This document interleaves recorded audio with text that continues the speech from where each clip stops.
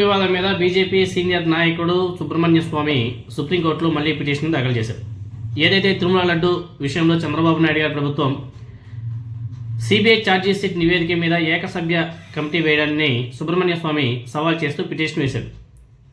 ఆయన పిటిషన్ మీద జస్టిస్ సూర్యకాంత్ గారు, అదేవిధంగా బాక్సీ ధర్మాసనం రేపు విచారణ కూడా చేపట్టబోతుంది. రేపు అంటే సోమవారం.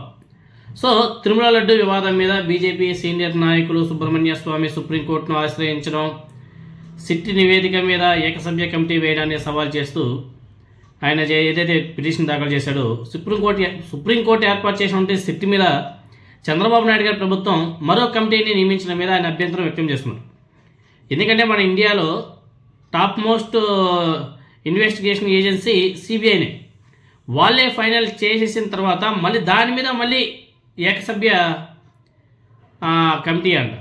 దానివల్ల యూజ్ ఏమి అంటే సిబిఐ వాళ్ళు చేసినటువంటి ఇన్వెస్టిగేషన్లో, వాళ్ళు చేసినటువంటి దర్యాప్తులో ఎక్కడా కానీ వైసీపీ నాయకుల పాత్ర కానీ లేదని చెప్పేసి చాలా స్పష్టంగా చెప్పడంతో దాన్ని జీర్ణించుకోవడానికి తెలుగుదేశం పార్టీ, అదేవిధంగా నారా చంద్రబాబు నాయుడు గారు ఎలాగైనా సరే దాంట్లో ఏదో ఉంది అనేసి నిరూపించుకోవాలి. కాబట్టి తనకు తాను ఏదో ఒక కమిటీని నియమించుకొని అదేవిధంగా టైం డ్యూరేషన్ కూడా పెంచాడు. టైం కూడా 2019 వైఎస్ జగన్మోహన్ రెడ్డి గారు సీఎంగా ఉన్నప్పటి నుంచి ఆయన టైం పీరియడ్లో మాత్రమే ఈ ఏకసభ్య కమిటీ విచారణ చేస్తుందట. సో ఇవన్నీ కూడా మళ్ళీ గందరగోళం సృష్టించే కార్యక్రమాలు. కాబట్టి ఈ సందర్భంగా పిటిషన్లో ప్రతివాదులుగా కేంద్ర, అదేవిధంగా రాష్ట్ర ప్రభుత్వాలు, ఏపీ సీఎం చంద్రబాబు నాయుడు గారిని, సిట్ని, సిబిఐని, టీటీడీని కూడా సుప్రీంకోర్టు ఆయన చేర్చడం జరిగింది.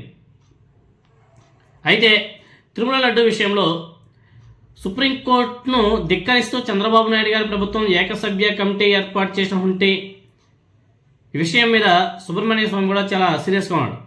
కల్తీ కుతంత్రం పనిచేయకపోవడంతోనే చంద్రబాబు నాయుడు గారు తన సొంత కమిటీ కూడా వేసుకోవడం జరిగింది.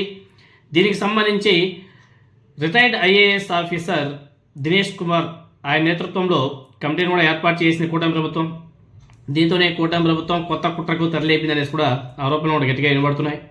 సో సిబిఐ సుప్రీంకోర్టు నియమించినటువంటి సిట్ సూచనలకు భిన్నంగా కమిటీ ఏర్పాటు చేసి తమకు అనుకూలంగా నివేదిక ఇప్పించుకోవాలని చెప్పేసి చంద్రబాబు నాయుడు గారి ప్రభుత్వం చాలా తాపత్రయపడుతున్నట్టుగా కనిపిస్తుంది. దాంట్లో భాగంగానే సుబ్రహ్మణ్య స్వామి సుప్రీంకోర్టులో పిటిషన్ వేయడం, అది రేపు విచారణకు రావడం జరిగింది. సో రేపు మ్యాటర్ ఏమిటనేది తెలిసిపోతుంది.